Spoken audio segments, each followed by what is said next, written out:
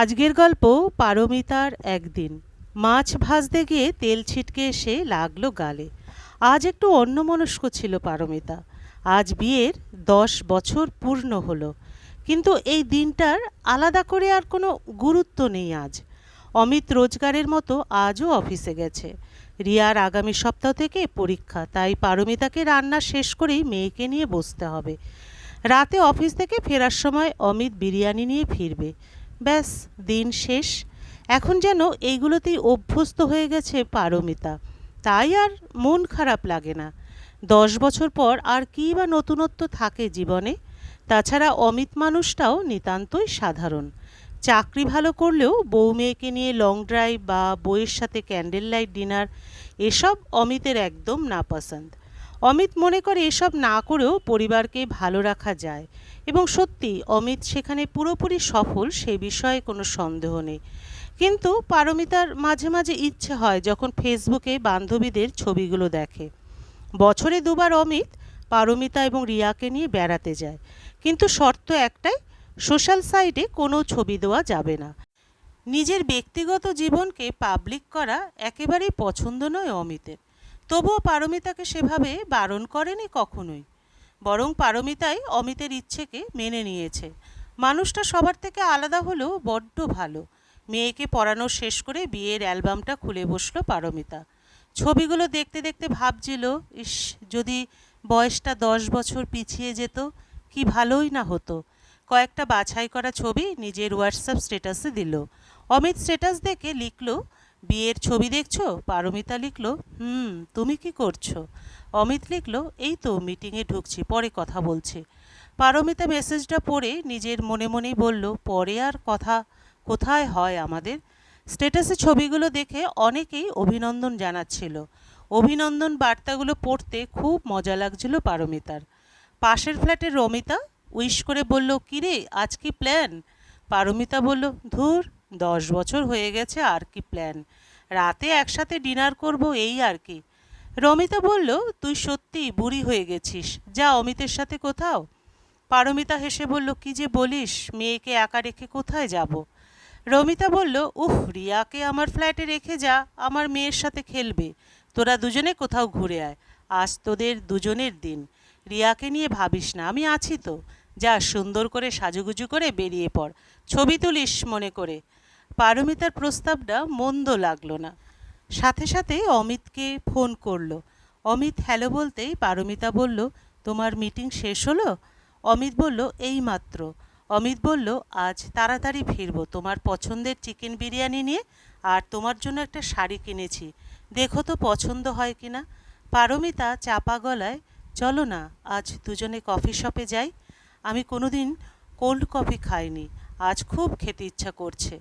Amit 2 second চুপ করে থেকে বলল, রিয়াকে সাথে আনছো তো? পারমিতা বলল, ওকে রমিতার কাছে রেখে আসবো। অমিত বলল, ঠিক আছে, চলে এসো। অমিতের কলিগ রথিন পাশ থেকে বলল, কি ব্যাপার ভাই, বৌদি আসছে নাকি? অমিত হেসে বলল, আমার বউ কোল্ড কফি খেতে আসছে। রথিন বলল, বেশ করেছে, যা তাড়াতাড়ি বেরিয়ে পড়। খুব সুন্দর করে সাজলো পারমিতা, তারপর কয়েকটা সেলফি তুলল। রিয়াকে বলল, মা, তুমি একটু মামুন দিদির সাথে খেলা করো, আমি একটু পরেই চলে আসবো, ঠিক আছে? রমিতা বলল, কি লাগছিস পারো, অমিতটা দেখে তো ফুল ফিদা হয়ে যাবে। পারমিতা দূর থেকে দেখতে পেল অমিত কফি শপের বাইরে দাঁড়িয়ে আছে। একটু যেন ক্লান্ত দেখাচ্ছিল অমিতকে। পারমিতা ভাবল, দূর, বাড়ি গিয়ে কোথায় একটু বিশ্রাম নিত, তা না, আমার এই ছেলে মানুষের জন্য অমিতের হেনস্থার শেষ নেই। নিজেকেই অপরাধী মনে হতে লাগলো পারমিতার। কাঁচুমাচু মুখ করে অমিতের কাছে গেল পারমিতা। পারমিতাকে দেখে অমিত একগাল হেসে বলল, আসতে কোনো অসুবিধা হয়নি তো? পারমিতা হেসে মাথা নাড়ল। কফি শপের ভেতরের আবহাওয়াটা যেন আলো আঁধারির খেলা। বেশিরভাগই প্রেমিক প্রেমিকা, কেউ হাতে হাত দিয়ে বসে আছে, আবার কেউ ল্যাপটপ খুলে কাজে মগ্ন।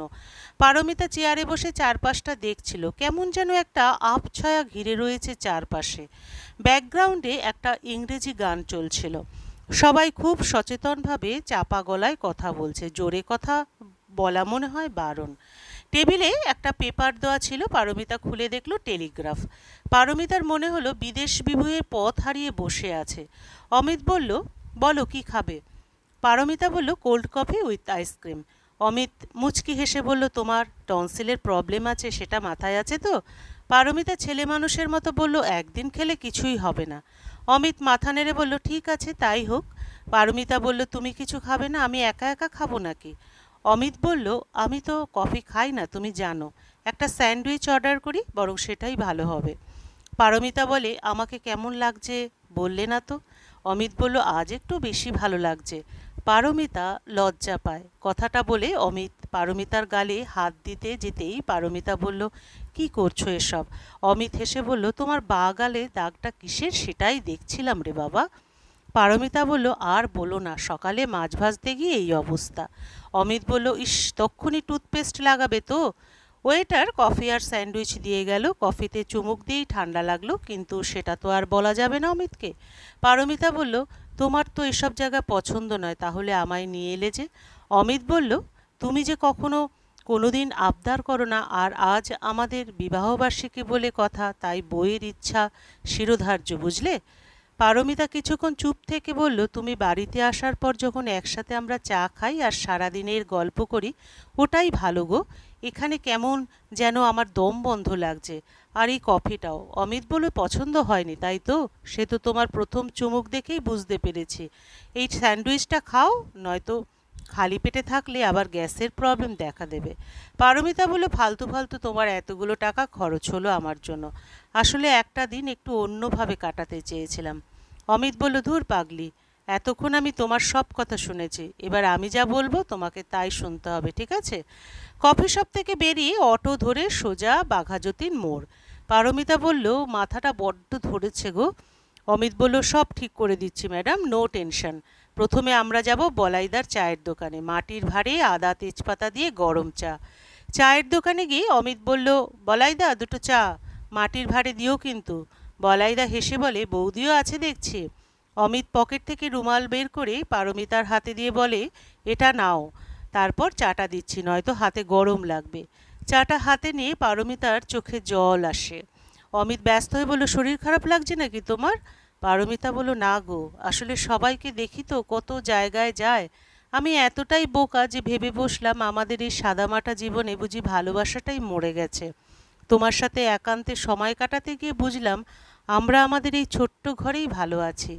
অমিত পারমিতার হাত দুটো ধরে বলল, 10 বছর আগে কনের সাজে লাল বেনারসি পরা যাকে দেখেছিলাম, আজও তাকেই দেখি আর আজীবন তাকেই দেখব। ফেসবুকে ফিলিং ফ্যান্টাস্টিক না লিখেও ফ্যান্টাস্টিক থাকা যায়, বউকে ভালোবাসার কথা দুনিয়াকে না জানালেই নয়। আমি তো দারুণ আছি তোমার সাথে, কিন্তু আমাদের মতো করে আমরা ভালো আছি। কে কি করছে সেটাকে কপি পেস্ট করার প্রয়োজন আছে কি? ভালোবাসা কখনো মরে না, কিন্তু সেটাকে সযত্নে লালন করতে হয়। অমিত বলল, তুমি রিয়াকে নিয়ে বাড়ি ঢোকো, আমি বিরিয়ানি নিয়ে আসছি। রমিতাকেও এক প্যাকেট দিয়ে আসবো, যতই হোক এত ভালো একটা আইডিয়া তোমাকে দিল। পারমিতা হেসে বলে, তুমি না খুব অসভ্য। অমিত বলে, সে তো বটেই, আর তুমি বাড়ি গিয়ে গরম জলে কুলকুচি করে নিও, নয়তো ব্যথা শুরু হবে আবার। হঠাৎ করে চারিদিকে আলোর রোশনাই দেখা দিল। আকাশের দিকে তাকিয়ে পারমিতা দেখল শুধু আলো আর আলো। পারমিতা অমিতকে বলে, আজ কোনো খেলা ছিল নাকি? আকাশটা দেখে মনে হচ্ছে হাজার প্রদীপ জ্বলছে। কারা এত বাজি ফাটাচ্ছে গো? অমিত পারমিতার হাত ধরে বলল, আমাদের বিবাহবার্ষিকীর উপহার মনে হয়। পারমিতা অমিতের হাত দুটোকে জড়িয়ে ধরে, আকাশের দিকে তাকিয়ে রইল। সত্যিই তো আজ মনে হলো এক আকাশ আলোর রোশনাই বুঝি কেবলমাত্র ওদের দুজনেরই জন্য। গল্পের সমাপ্তি এখানেই, আবার দেখা হবে পরবর্তী আরেকটি গল্পের সাথে।